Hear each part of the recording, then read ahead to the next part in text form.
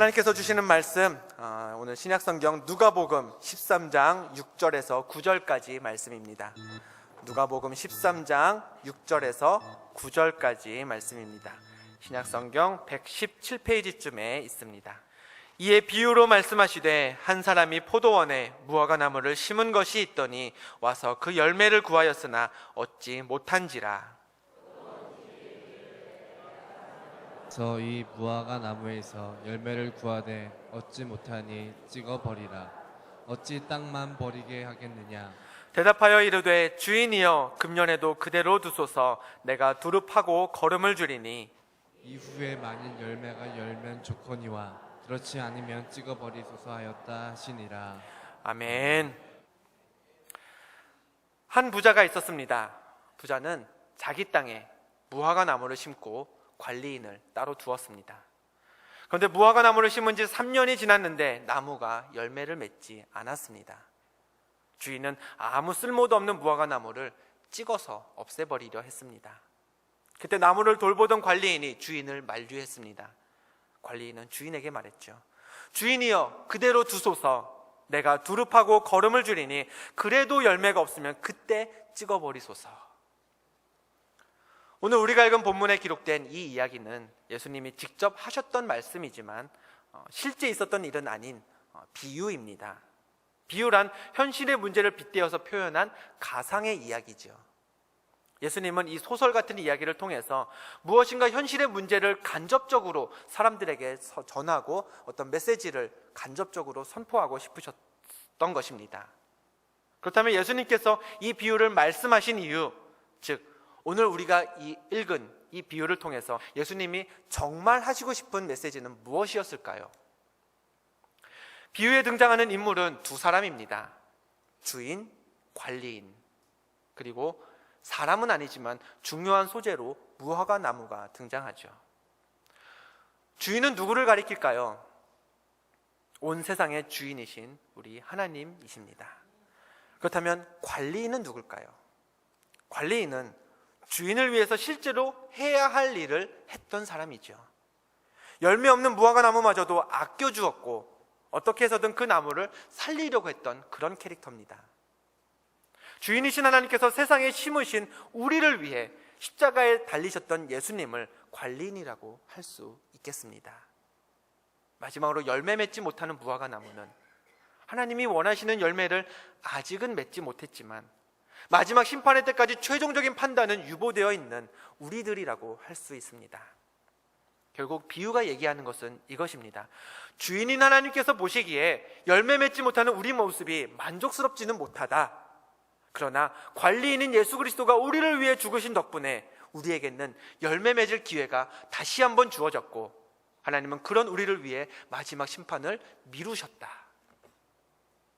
같은 이야기를 우리 자신에게 초점을 맞춰서 해석하면 이렇게 되겠죠. 이제는 시간이 별로 없다. 지금까지 열매를 맺지 못한 것은 주인인 하나님이 용서해 주셨지만, 용납해 주셨지만 이제는 정말 마지막 심판의 때가 다가온다. 그 전에 하나님이 기뻐하실 열매를 서둘러서 맺자. 비유의 메시지처럼 여러분은 하나님 마음에 합한 열매들을 맺으며 살고 계십니까?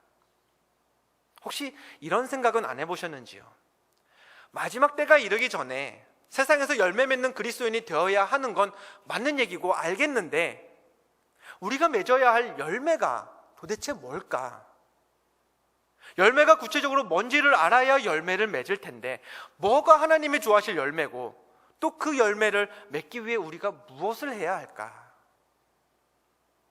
우리가 잘 아는 말씀이고 익숙한 성경 구절일지라도요, 이렇게 한 걸음만 좀 더 깊이 들어가 보려고 하면 뭐라고 답을 해야 할지 막막할 때가 없잖아 있습니다.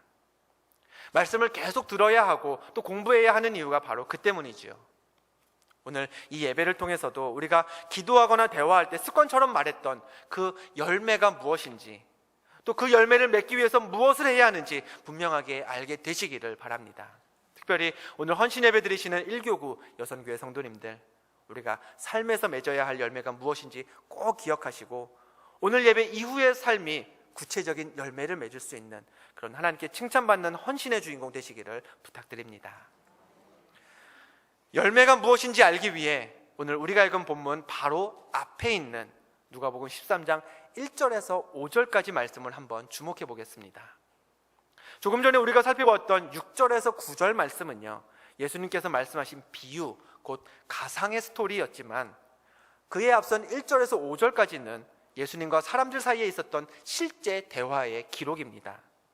이 5절의 말씀에는 두 가지 사건, 사고가 등장하는데요. 첫 번째 사건, 13장 1절을 보면 자세한 내용은 언급되어 있지 않습니다만 당시에 갈릴리 사람들이 로마 총독 빌라도에게 학살을 당하는 그런 일이 있었습니다. 성경에는 빌라도가 갈릴리 사람들의 피를 제물에 섞었다라고 되어 있죠. 당시 예수님이 머물고 계시던 곳이 갈릴리 지역이었습니다. 때문에 총독 빌라도에게 당했던 갈릴리 사람들의 끔찍한 처사는 갈릴리 지역에서 사람들 사이에 가장 큰 당시의 이슈였을 것입니다. 두 번째 사건은 멀리 예루살렘에 있는 실로암 연못에서 일어난 사고였습니다. 예루살렘 사람들에게 실로암은요, 중요한 상수도원이었습니다. 그곳에서 사람들이 물을 떠다가 얻어다가 끌어다가 먹곤 했죠. 이곳 물이 오염되거나 연못 자체가 파괴되면 예루살렘 모든 사람들이 물을 얻기가 힘들었기 때문에 실로암 근처에는 물을 지키기 위한 망대가 세워져 있었습니다. 그런데 누가복음 13장 4절에 따르면 당시에 실로암 망대가 무너져서 18명이 죽는 사고가 일어났습니다. 예수님이 머물고 계시던 갈릴리 지역과 예루살렘은요, 한 200km 정도, 즉 서울에서 대전까지의 거리 그 이상 떨어져 있는 곳입니다. 그런데 예수님이 이렇게 먼 곳에서 일어난 사건을 전화기도 없고 인터넷도 없던 그 시절에 알고 계셨을 정도면 이 사고 역시 당시 사람들을 놀라게 했던 큰 사고였음에 분명합니다. 중요한 것은 빌라도의 학살과 또 실로암 망대 사건을 언급하면서 예수님이 사람들에게 던지셨던 질문입니다. 예수님은 누가복음 13장 2절과 4절에서 이렇게 물으셨습니다. 그와 같은 일로 죽은 사람들이 너희보다 죄가 더 많아서 죽은 줄 아느냐? 그에 대한 예수님의 대답은 아니다 였습니다. 이어서 예수님은 말씀하셨죠. 너희도 만일 회개하지 아니하면 다 이와 같이 망하리라. 그런 후에 오늘 본문이 이렇게 시작됩니다. 이에 비유로 말씀하시되. 본문 말씀의 무화과 나무 비유는 예수님께서 사람들에게 옛날 얘기라도 한번 해주자 뭐 그런 마음에 갑자기 생뚱맞게 시작하신 그런 이야기가 아니었습니다. 빌라도의 학살 사건, 실로암 망대 사고에 대한 언급과 본문의 무화과 나무 비유 사이에는요, 이해라는 연결어구가 있다는 점에서 미루어 보건대 예수님은 당시 사람들에게 충격적이었던 그 두 가지 사건에 대해서 더 하실 말씀이 있어서, 즉 무엇인가 그 두 가지 사건에 보충 설명을 하고자 이 비유를 말씀하셨던 것입니다. 때문에 6절에서 9절까지의 비유는요, 누가복음 13장 1절에서 5절에 걸친 예수님의 말씀과 깊이 연관되어 있습니다. 특히 두 이야기의 마지막 부분이 굉장히 유사합니다. 확인해 볼까요? 13장 5절에 예수님의 마지막 말씀입니다. 너희도 만일 회개하지 아니하면 다 이와 같이 망하리라. 이번에는 무화과 나무 비유, 오늘 본문 말씀에서 관리인의 마지막 멘트를 앞선 5절 말씀과 비교해서 보겠습니다. 이후에 만일 열매가 열면 좋거니와 그렇지 않으면 찍어버리소서. 비유에서는요, 나무를 찍어버리라는 표현이 5절 말씀에서는 다 이와 같이 망하리라 라고 기록되어 있습니다. 무화과 나무가 찍어 없어져 버리는 일을 현실의 우리 상황에 적용하면 망해버리는 게 되는 거죠. 단 나무를 찍어버리건 망하는 것이건 조건이 붙어 있습니다. 비유에서는 관리인이 이렇게 단서를 붙였죠. 열매를 맺으면 그냥 두지만 열매가 없으면 찍어버리십시오. 13장 5절을 보면 예수님도 무조건 다 망할 거라고 하지 않으셨습니다. 조건을 다셨죠. 회개하면 무사하겠지만 회개하지 않으면 망할 거다. 망하지 않는 조건, 찍어 없애지지 않는 조건이 무엇이었나요? 비유에서는 열매를 맺으면 안 찍어버리겠다 했고요, 예수님의 말씀에서는 회개하면 안 망할 거다라고 하셨습니다. 즉 무화과 나무 비유에서 언급된 열매란 곧 현실에서는 회개가 되는 셈입니다. 예수님이 생각하셨던 열매 맺는 삶이란 회개하는 삶이었고, 우리들은 인생에서 열매를 맺기 위해서 무엇보다도 회개할 수 있어야 합니다. 그렇다면 이제 맺어야 할 열매가 회개라는 사실을 알게 된 여러분께 한 번 더 묻겠습니다. 누군가 여러분에게 어떻게 하면 회개의 열매를 맺을 수 있나요? 라고 묻는다면 여러분은 뭐라고 대답하시려는지요? 우리가 생각하는 회개의 열매란 보통 이렇습니다. 말씀 듣고 은혜를 받아서 눈물 흘리면서 뉘우치며 기도하는 것, 죄를 지었던 사람들, 내가 피해 주었던 사람들을 찾아다니면서 용서를 구하는 것, 지금까지 내 잘못을 용서받기 위해서 잘못한 것보다 더 많은 선행을 베푸는 것. 그런데 회개는요, 그게 전부가 아닙니다. 누가복음 3장을 보면 세상을 향해 복음을 선포하는 세례 요한의 이야기가 기록되어 있습니다. 그중 3장 9절 말씀을 보면 세례 요한이 세상을 향해 이렇게 말했습니다. 이미 도끼가 나무 뿌리에 놓였으니 좋은 열매 맺지 아니하는 나무마다 찍혀 불에 던져지리라. 자, 좋은 열매를 맺지 못하면 찍혀 없어질 거다. 오늘 우리가 읽은 비움의 말씀, 그때에도 열매가 없으면 찍어버리소서, 이것과 굉장히 비슷한 구절입니다. 뿐만 아니라 그 바로 앞절 누가복음 3장 8절을 보면요, 세례 요한도 이렇게 말했습니다. 그러므로 회개에 합당한 열매를 맺고 속으로 아브라함이 우리 조상이라 말하지 말라. 예수님이 그러셨듯이 세례 요한 역시도 열매를 맺으라고 하면서요, 그냥 열매가 아니라 회개의 열매를 맺어라 라고 선포하고 있습니다. 그리고 이제부터가 중요합니다. 세례 요한이 회개의 열매를 맺으라 라고 하자 사람들이 묻기 시작했습니다. 누가복음 3장 10절입니다. 무리가 물어 이르되 그러면 우리가 무엇을 하리이까? 제가 여러분께 드린 질문과 똑같죠. 회개의 열매를 맺으려면 무엇을 해야 합니까? 당시 세례 요한의 메시지를 들었던 그 사람들도요, 우리들처럼 어떻게 회개하면 되는지, 뭐가 회개인지 궁금했던 모양입니다. 세례 요한이 그들에게 답을 주었습니다. 옷 2벌 있는 자는 옷 없는 자에게 나눠줄 것이요, 먹을 것이 있는 자도 그렇게 할 것이니라. 어떻게 해야 회개의 열매를 맺을 수 있다고 했나요? 옷 2벌 있는 자는 없는 사람에게 주어라. 먹을 것이 넉넉한 사람은 못 먹는 사람에게 나눠주어라. 물론 이렇게 하는 게 좋은 일인 것은요, 우리가 다 알고 있습니다. 하지만 좀 아리송하지 않으신가요? 옷 나눠주고 먹을 것 나눠주라는 그 세례 요한의 답변만 듣다 보면요, 진짜 이런 게 회개야? 라는 의문이 생깁니다. 이어지는 누가복음 3장 12절에서 세리들이 이번에는 세례 요한에게 질문을 던집니다. 우리는 무엇을 하리까? 그때 세리들에게 주신 세례 요한의 대답입니다. 부과된 것 외에는 거두지 말라. 14절에는 군인들이 질문했습니다. 우리는 또 무엇 하리까? 세례 요한이 군인들에게 답했죠. 사람에게서 강탈하지 말며 거짓으로 고발하지 말고 받는 급료를 족한 줄로 알아라. 세례 요한은요, 회개의 열매를 맺기 위해서 눈물 콧물 흘리며 뜨겁게 기도하라라고 하지 않았습니다.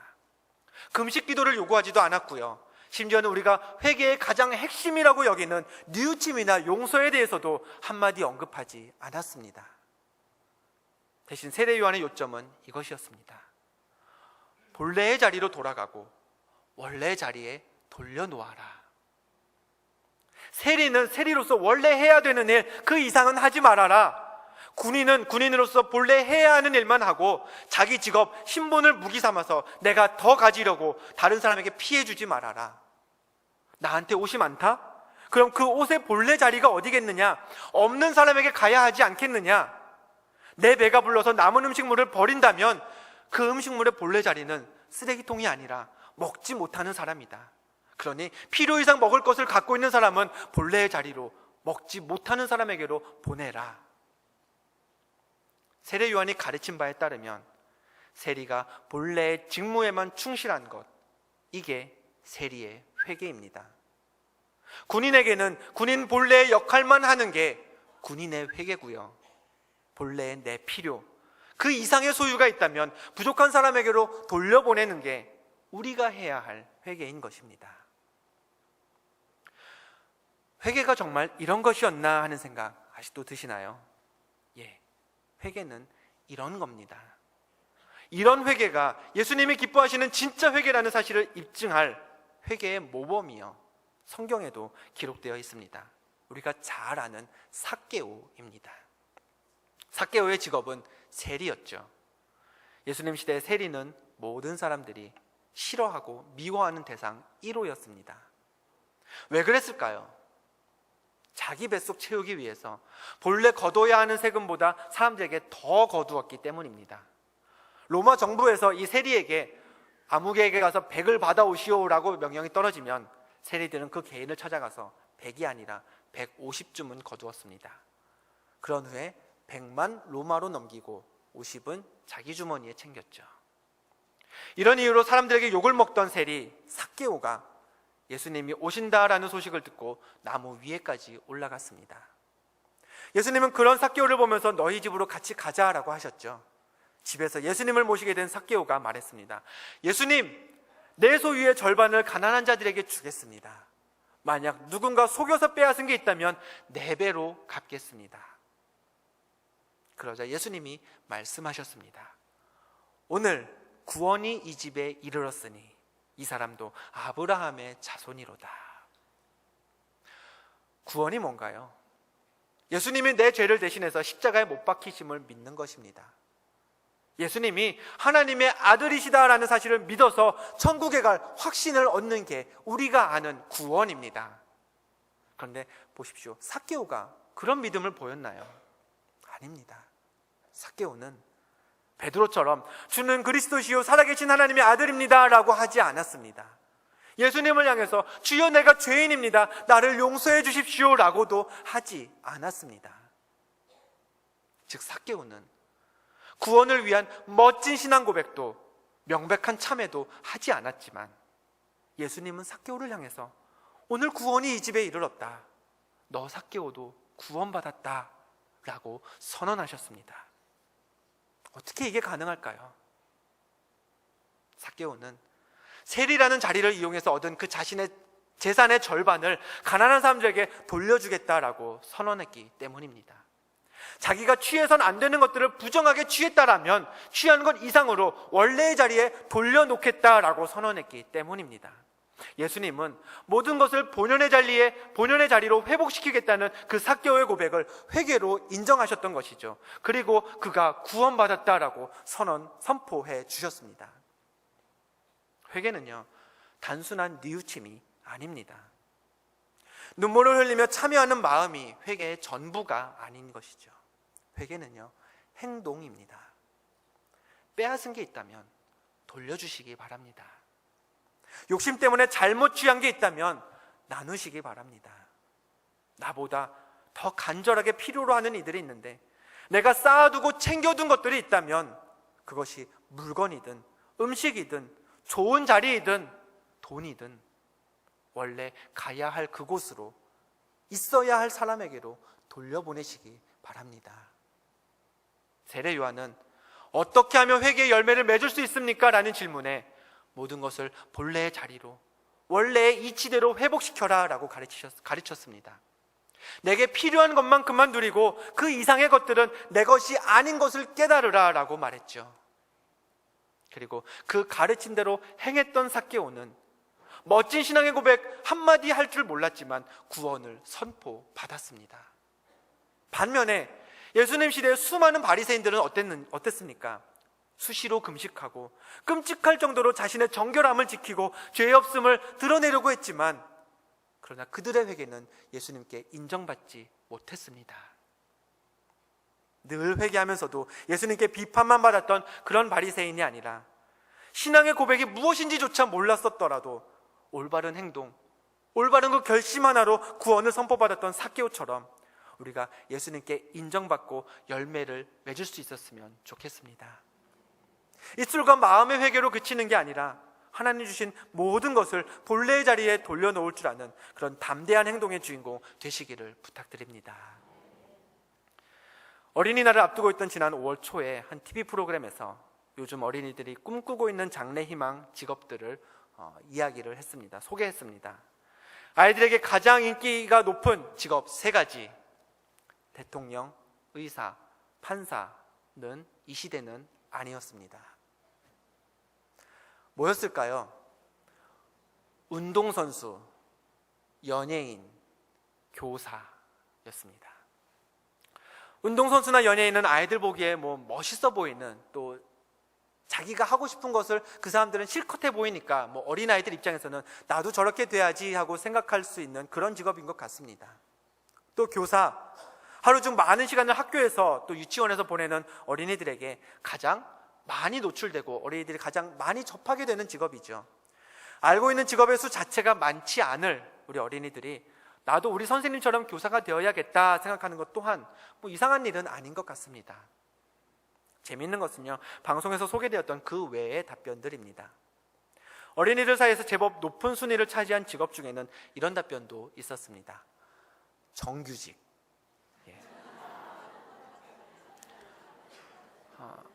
제가 대학에 다니던 시절에 교수님들이 이런 이야기를 하셨습니다.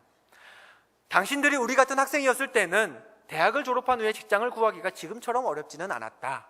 동창들 중에는 직장 생활 안 하는 사람이 거의 없었기 때문에 돈 버는 대신 공부하기로 마음먹고 대학원 가고 유학 가는 본인들이 더 불쌍한 사람처럼 여겨졌다라는 이야기를 수차례 들었던 것 같습니다. 그런데 지금은 어떤가요? 한 세대가 지나고 또 시간이 흐르니까 성도님들의 자녀들, 손자들, 지금의 청년들은 대학을 나온다고 직장을 보장받는 시대를 살고 있지는 않습니다. 각종 자격증을 따고 어학연수를 다녀와서 인턴 경험을 쌓고 좋은 학점으로 졸업해도 일자리를 구하기가 만만하지 않죠. 그 정도 스펙은 젊은이들 사이에서는 어쩌면 기본이 되어 있습니다. 학점 좋고 외국에 다녀오고 사회 경험도 있고 학교에서 동아리 활동도 하고 이력서에 몇 가지 줄로 꽉 채워놓지 않으면 기본도 안 되는 학생들로 그렇게 이해되기도 합니다. 때문에 문턱이 높아진 대학 또 혹은 기업에 들어가려면 예전보다 훨씬 까다로운 조건을 통과해야 하죠. 일터를 놓고 부딪히는 이런 어려움들 비단 젊은이들만의 문제는 아닙니다. 이미 직장생활 중에 계신 성도님들도 마찬가지죠. 한 세대 전만 해도요, 평생 직장이라는 말이 있었습니다. 그런데 그런 말 지금은 사라진 지 꽤 됐죠. 일터를 바꾸는 게 흔치 않은 일이었던 시대가 분명히 있었는데 지금은 직장을 잡았다고 안일해질 수가 없습니다. 직장 안에서도 도태되지 않으려면 계속 경쟁하고 자기의 어떤 스펙들을, 장점들을 쌓아야 되죠. 발전시켜야 합니다. 사업을 하시는 분들도 한 가지로만 고집할 수가 없습니다. 한 번 성공했어도 계속 그 성공을 유지하려면 재빨리 더 창의적인 것을 내놓아야 하고 또 더 새로운 것들을 다시 펼쳐낼 수 있어야 합니다. 즉 세상은요, 예전보다 뭐 하나에도 더 많은 자격을 우리에게 요구합니다. 계속 발전하라고, 멈추지 말고 성장하라고 우리를 밀어붙이다시피 하죠. 그런데 신앙생활이라고 예외일까요? 아닙니다. 그리스도인이 되는 것도 이 시대에는 마찬가지입니다. 예수 열심히 믿는 것, 예배 열심히 드리는 것, 죄송하지만 그건 이미 기본이 되어 있습니다. 이제 세상은 그것 가지고 우리를 그리스도인이라고 여기지 않습니다. 진짜 그리스도인이 되기 위해서는 세상은 그리스도인에게도 더 높은 자격을 들이대고 이전보다 더 까다로운 잣대를 들이대기 때문에 옷 2벌이 있으면 없는 자에게 줄 수 있는지, 못 먹는 사람이 있으면 나누어 주는지, 빼앗은 것이 있다면 돌려주는지, 정당하게 허락된 것 외에 더 취한 것은 없는지, 교회에 나와 십자가 앞에 엎드려 기도하면서 말로만 회개하는 그런 그리스도인이 아니라 세상에서 이처럼 회개에 합당한 열매를 맺어야 세상이 우리를 그리스도인으로 여기고 인정하는 시대가 바로 지금인 것입니다. 물론 우리 신앙생활의 기준이 사람의 인정이나 칭찬은 아닙니다. 하나님이시죠. 그러나 예수님도 또 그에 앞서 세례 요한도 분명히 선언했습니다. 회개하지 않으면 너희도 다 망한다. 열매를 맺지 못하면 다 찍어버릴 것이다. 그러니 서둘러 가서 회개의 열매를 맺어라. 하나님 앞에 죄와 허물을 고백하고 용서를 구하는 회개는요, 이 시간, 이 자리에서 우리가 마땅히 구할 바이지만 그 회개의 열매는 절대로 이 자리에서 맺어지지 않습니다. 우리가 회개의 열매를 맺어야 하는 곳은 교회가 아니라, 이 자리가 아니라 우리들의 가정이고 우리들의 일터고 우리들의 학교인 것입니다. 내 것이라고 할 수 없는 게 내 주머니에 있다면 돌려주시기 바랍니다. 내게 필요 없는 게 우리 집에 있다면 정말 이게 가야 할 본래의 자리가 어딘지 생각해 보시고 필요한 사람에게 돌려보내시기 바랍니다. 모든 것을 원래의 자리로 원위치시키는 것 쉽지 않은 일인 것 분명합니다. 그러나 이제는 삭개오처럼 우리가 다 담대해야 합니다. 행동해야 합니다. 주인이신 하나님은 열매 맺지 못하는 무화과 나무를 그리 오래 지켜보실 것 같지 않습니다. 관리인이 딱 한 해만, 딱 1년만 더 시간을 달라고 간신히 잠깐의 여유만 만들어 두었을 뿐입니다. 그렇게 주어진 1년이라는 시간, 그 잠깐의 시간, 여러분은 그동안에 어떤 무화과 나무가 되시겠습니까? 남은 한 해도 여전히 열매를 맺지 못해서 찍어버림을 당하시겠습니까? 아니면 삭개오가 들었던 그 선언, 오늘 구원이 이 집에 이르렀다라는 그 복된 음성, 예수님의 그 구원의 선포를 들으며 풍성히 맺은 무화과 열매의 유익을 한평생 누리며 그렇게 사시겠습니까? 기도하겠습니다.